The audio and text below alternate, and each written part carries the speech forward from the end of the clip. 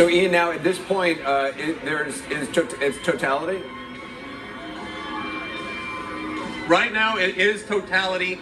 It is completely dark, and we can see the actual, the ring around the moon. It is something to behold, Anderson. It's hard to describe how just a force of nature we're witnessing, and you can see across the horizon too. It's just the shadow that is cast across the earth. You can see it on the sea.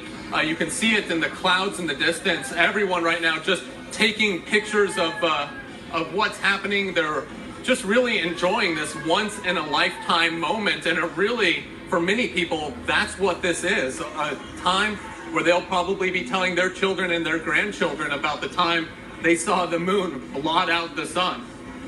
I'm wondering, just out on the water, how much do you feel a big temperature drop?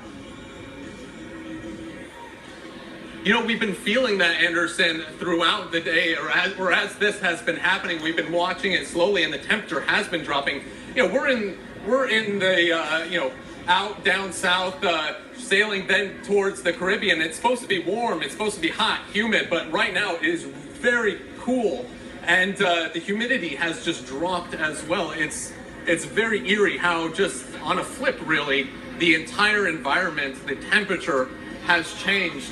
And really, you see the people. It gives you goosebumps just to be able to witness this phenomena happening. The sun still just a ring around the moon.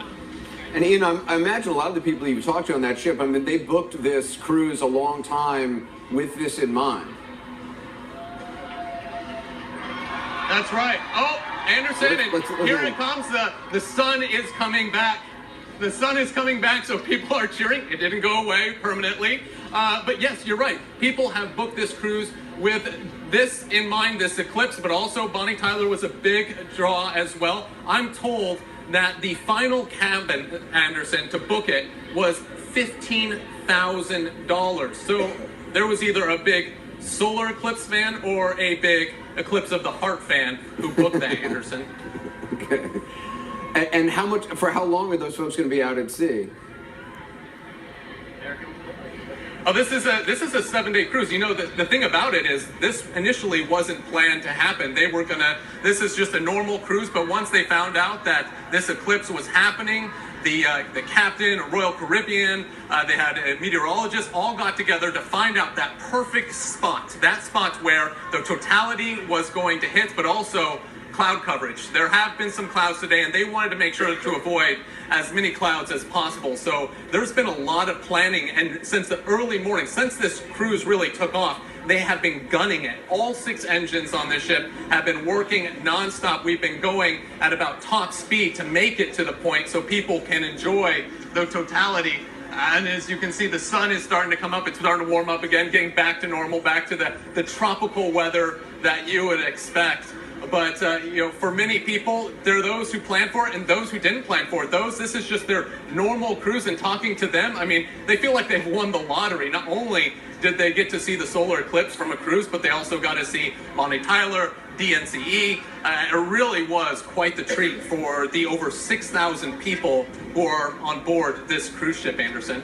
Wow, and the fun continues. Ian Lee, thank you so much. I really appreciate it. By the way, Ian, do you get to stay on the cruise for the rest of the 7 days? I gotta get out halfway through. I would love to stay, but it is what it is. I'm enjoying the moments I get. I got a tropical drink waiting for me. All right. Well, Ian, thanks to you and your crew. Appreciate it. We just want to get some quick reaction from the folks we've been witnessing this just extraordinary event over the last 2 or so hours. Chris Hadfield is with us, Miles O'Brien, and David Dvorkin.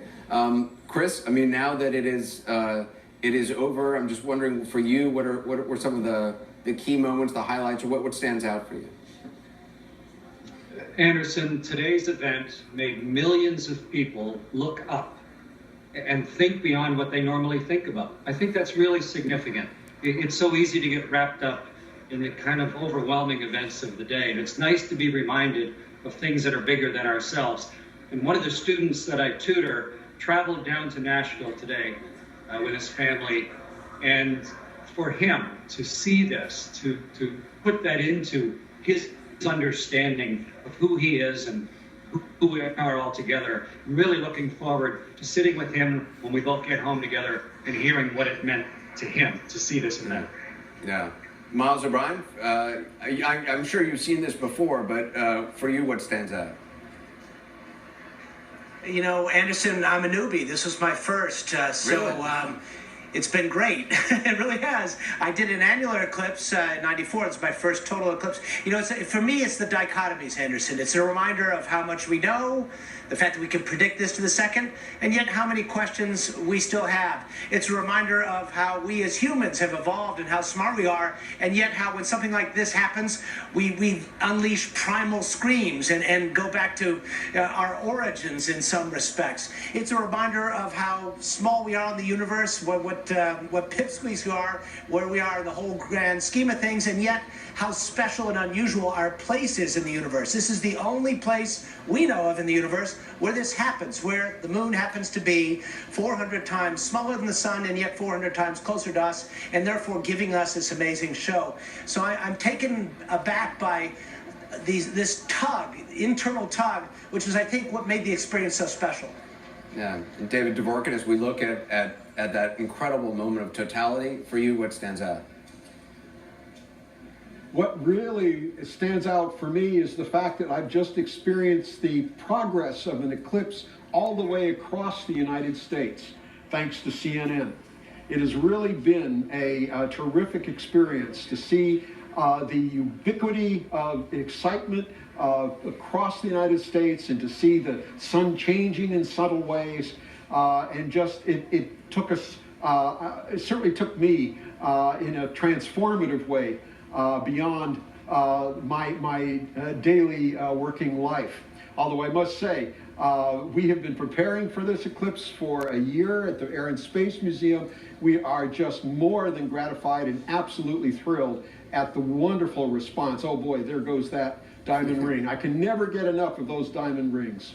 And David, it's also just such a reminder of all the thousands of people who work at NASA and the Jet Propulsion Laboratory, and Right. you know, listening stations, satellite stations all across the world, you know, who are working around the clock, you know, every single day of the year to learn as much as we can about all the things we still don't know much about.